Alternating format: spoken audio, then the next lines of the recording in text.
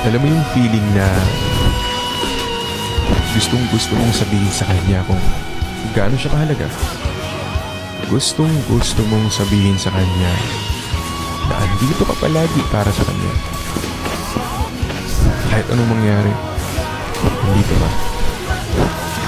Kung merong aaway, merong manggugulo, andito ka. Lahat handa kang gawin. Kasi siya yun eh. Kaso, kahit naman gawin natin ang lahat, kahit naman maging nandito tayo para sa kanila, kung hindi rin naman tayo ang gusto, worth it ba? Humingi